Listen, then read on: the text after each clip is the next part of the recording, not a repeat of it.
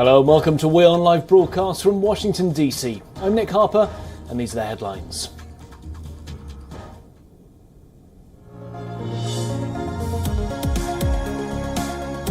US Secretary of State Antony Blinken meets NATO counterparts in Bucharest, condemning Russia's attacks on Ukraine's civilian infrastructure, calling those attacks barbaric.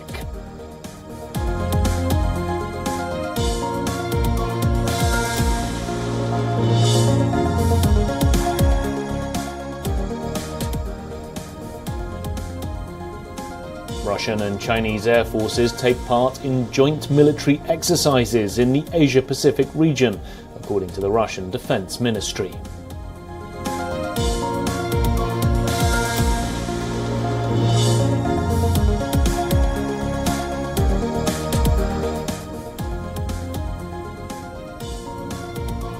The European Commission recommends that $13 billion in EU funds for Hungary be frozen, because Budapest is falling short on its commitments to meet European rule of law.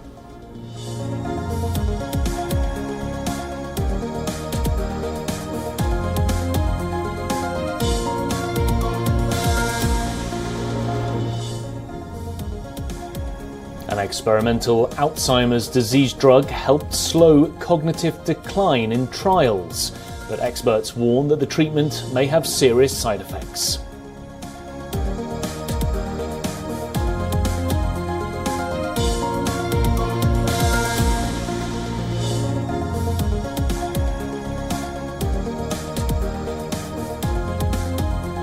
And a female referee will take charge of a match at the Men's World Cup. For the first time, Stephanie Frappart will lead an all-female officiating team for Germany's clash against Costa Rica on Thursday.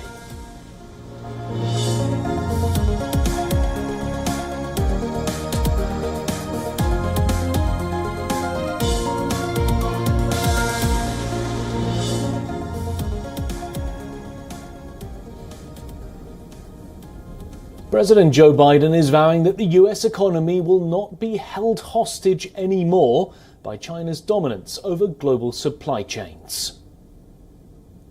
So instead of relying on chips made overseas in places like China, the supply chain for those chips will be here in America, in Michigan. It's a game changer. America invented. I reminded the chairman of SK has become a good acquaintance. We invented the chip in America. We invented the chip in America. Then we got lazy. We're making things here in America, as I said earlier, and we're shipping them overseas instead of shipping jobs overseas. Look, like we've been doing for much too long. Biden's signature green industry policy is expected to pump billions of dollars into climate-friendly technologies. It'll provide strong backing for American-made products. A similar effort is being put into microchip manufacturing. Meanwhile, Europeans fear an unfair US advantage in the sectors, as they're reeling from the economic consequences of the Ukraine war and Western attempts to end reliance on Russian energy supplies. Talk in Europe is now increasingly on whether the bloc should respond with its own subsidies, and support of homegrown products can effectively start a trade war.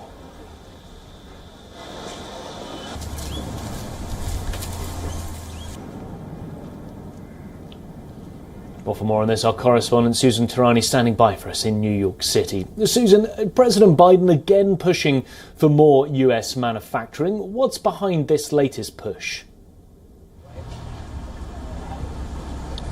Well, it was interesting during that speech, which was in Michigan, really Michigan being a hub for traditional manufacturing. After all, this was an electric car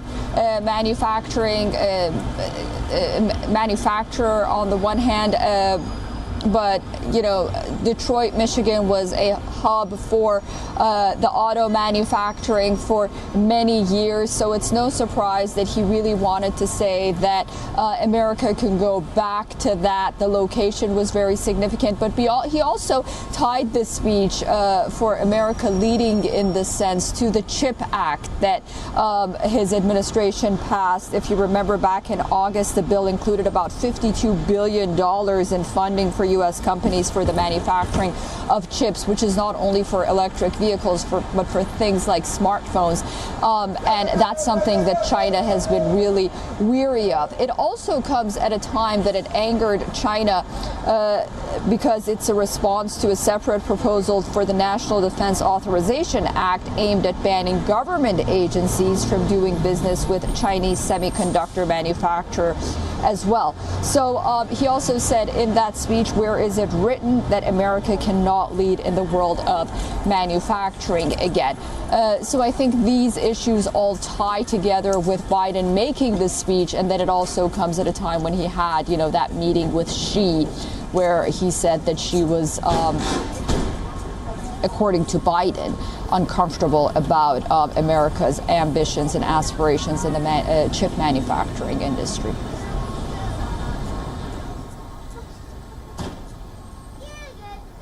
And Susan, this idea of countering China, I mean, it continues to be a big theme for President Biden. Where do you see things going both home and abroad when it comes to trying countering China's dominance? Yeah, you know, right now there is a lot of talk about this supply chain issue, and I think the issue with the chips is one aspect of it. The manufacturing and this bill that was passed, I think, has been something that the Biden administration has been moving forward with. In terms of trade, the Biden administration has been following a lot of what the Trump administration has been following. But I think ultimately what needs to be done is for this administration to take a stronger stance when it comes to issues and move away from the rhetoric when it comes to issues, for example, on climate, and not give lip service to a country like China when it's the largest polluter, for example, and then, you know, congratulate it and have it off the hook when it comes to issues like climate. And I think that, you know, the United States would benefit tremendously if it really presses China on that aspect of it instead of cooperating with it and then trying to get the advantage on issues related to trade.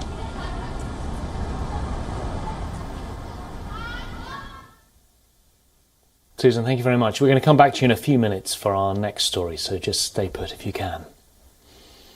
Well, moving on, just 2 days before Thanksgiving, former US President Donald Trump held a private dinner at his Mar-a-Lago residence. He hosted white nationalist Nick Fuentes and rapper Ye, formerly known as Kanye West.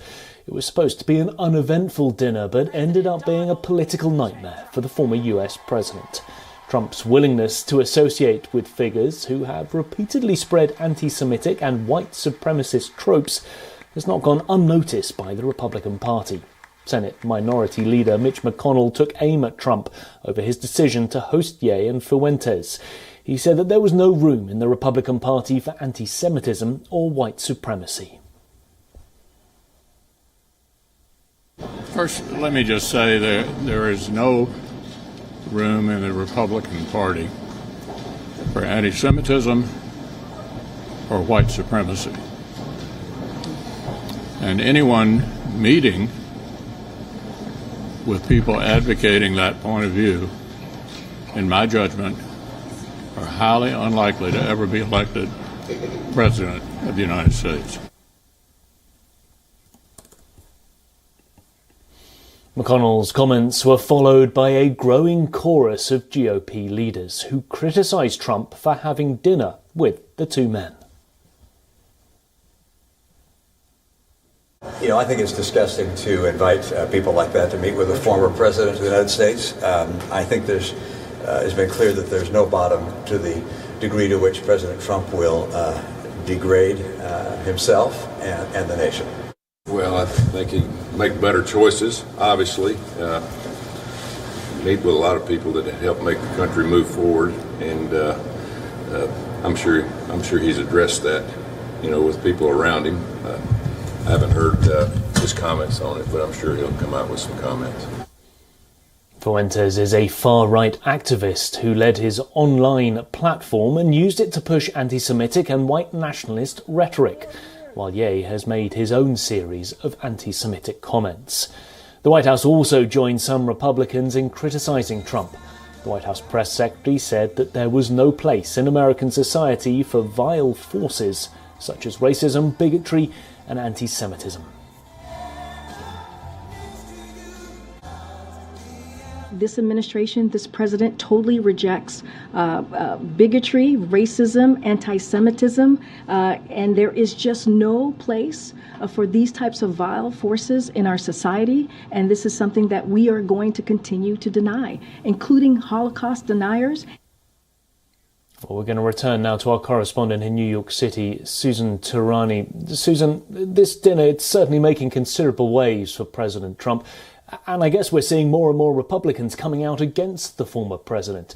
Does this present a shift in the party's thinking about Trump?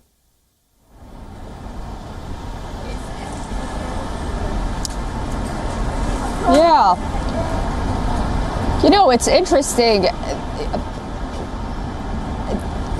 The Republicans that did make comments, they had a platform and a podium. They were behind the podium. Yesterday, there were a series of events. The rail strike issue, there was a meeting between President Biden and Republican leaders. And then I think there was a soundbite by Mitt Romney. The former vice president had a book tour. So, these are Republicans that had platforms and they were asked about it. And of course, rightly so, they made comments about it.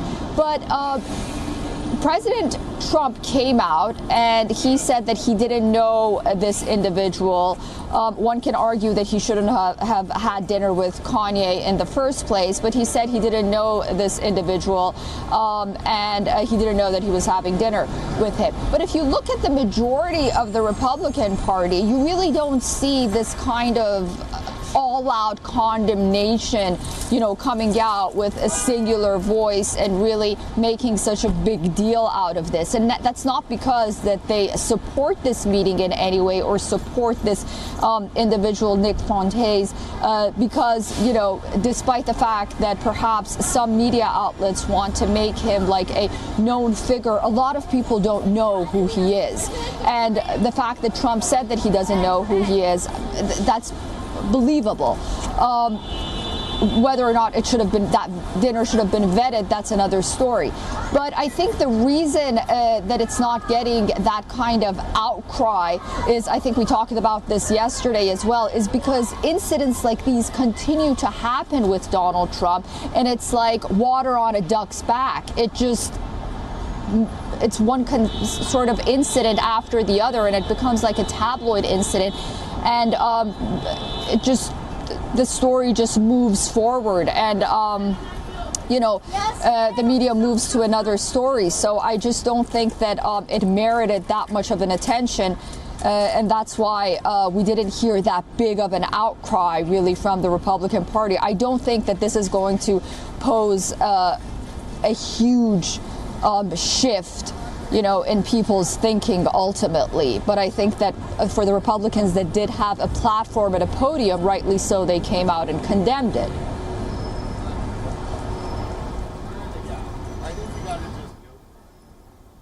Thank you, Susan, for your time with us today. That was Susan Tarani joining us live from New York City.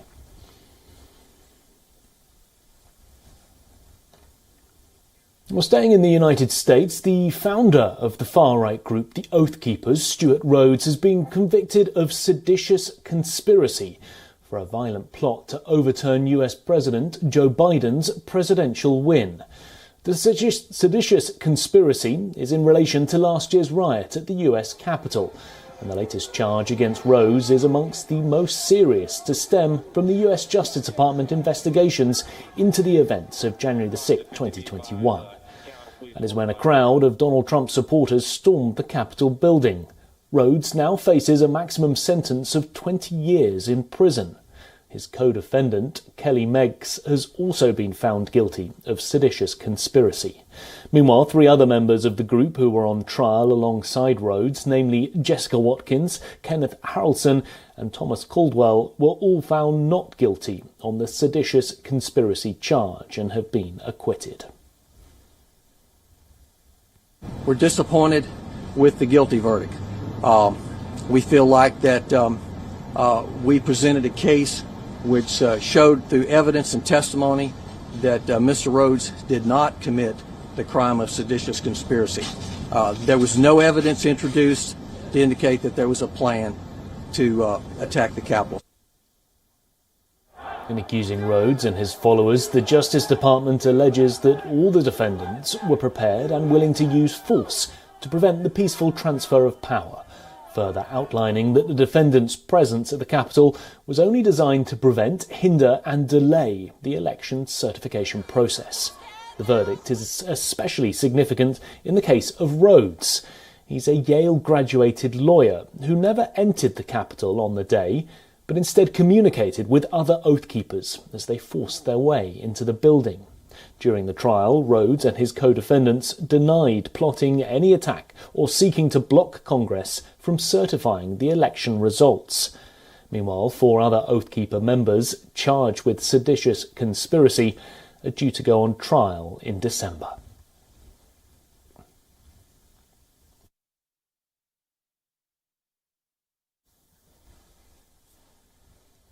In a landmark judgment, the US Senate has passed a bipartisan bill on Tuesday to protect same-sex marriage. Hailed as a momentous step forward for greater justice for LGBTQ Americans, the bill will go back to the House of Representatives for a final vote before it goes on to President Joe Biden. The president released a statement after the vote tally that came in at 61 for and 36 votes against. He said, and I quote, "With today's bipartisan Senate passage of the Respect for Marriage Act, the United States is on the brink of reaffirming a fundamental truth. Love is love, and Americans should have the right to marry the person that they love." In the United States, same-sex unions have been legal since 2015. But after the court's historic overturning of a long-standing ruling protecting the right to abortion back in June, many feared the same could happen for same-sex marriages, which is when the bill started gaining momentum. The legislation is set to codify federal protection for marriages of same-sex and interracial couples. 11 Republicans joined Democrats to pass the legislation on what had for decades been a deeply divisive issue in America. After getting the majority vote, the bill is on track to become law in the final weeks before Republicans assume majority in the House of Representatives at the start of the new Congress in January. We have the opportunity to ease these anxieties and fears and give millions of same-sex and interracial couples the confidence and certainty that they need, that their marriages are and will in the future continue to be valid. And with the backing of the American people, we're going to provide that certainty and guarantee those rights and freedoms with the Respect for Marriage Act.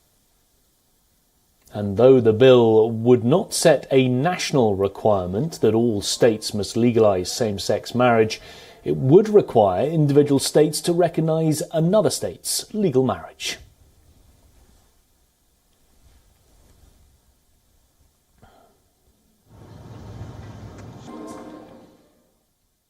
Since the start of the Ukraine war, the West and its allies have sent a series of financial and arms aid packages to Ukraine.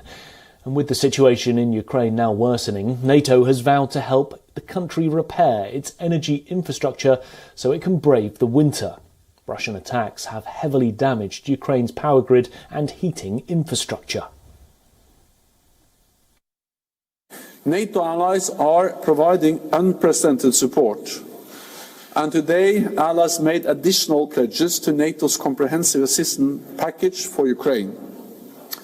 This will fund urgent non-lethal support, including fuel and generators, helping Ukraine to address the consequences of Russia's strikes against their power grid. In total, NATO countries have so far provided some $40 billion in weaponry to Ukraine, roughly the size of France's annual defence budget. And speaking of France, the country has provided some advanced weapons and created a $208 million fund for Ukraine to buy arms made in France. France has already given at least 18 modern Caesar howitzers to Ukraine, about 20% of all its existing artillery. But now reports suggest France is reluctant to provide more. In a statement, the NATO ministers vowed to help Ukraine rebuild once the war is over.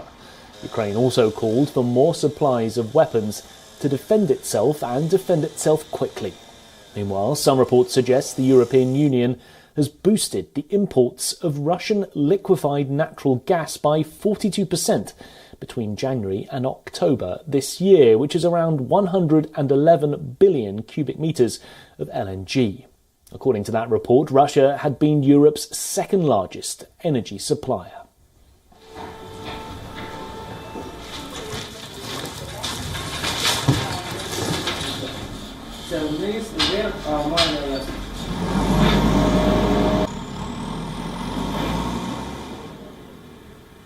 Well, sports news now and the World Cup, where the United States have advanced to the round of 16 in the FIFA World Cup by beating Iran 1-0 to finish second in Group B. They'll now face the 2010 runners-up, the Netherlands, in the last 16. With a place in the knockout stage at stake, the build-up to the game had been dominated by off-field controversy. Despite it being an all-or-nothing clash, neither team came out of the blocks oozing intensity. The United States started to press more at the half-hour mark and broke the deadlock in the 38th minute as Christian Pulisic scored the lone goal of the match. The Chelsea forward turned AC Milan defender headed it in Sergio Dest's cross, but he collided with the Iranian goalkeeper in the process and had to be substituted at half-time. The Americans briefly thought that they had doubled the lead, but Timothy Weah's goal was ruled as offside. The United States rarely looked as fluid in the attack in the second half without Pulisic and somehow held on for a win. Iran would have advanced with a draw, but they could only muster one shot on target and were subsequently knocked out of the competition. It was a difficult proposition, I think, knowing that Iran could potentially just need a tie to go through. So that made the game a little bit complicated. But, what I saw from the group was tremendous amount of focus, especially, leading into the game. You can tell they're locked in. I think we had a great start to the game, great first half. And then the end of the game is really what I'm most proud of.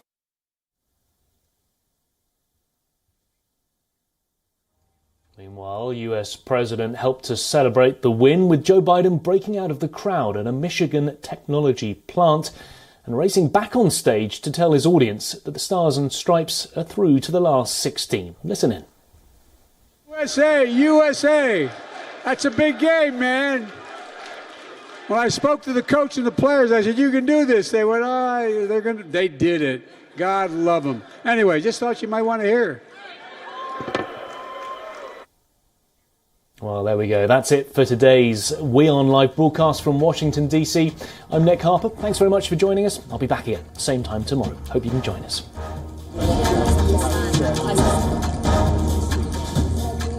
Many other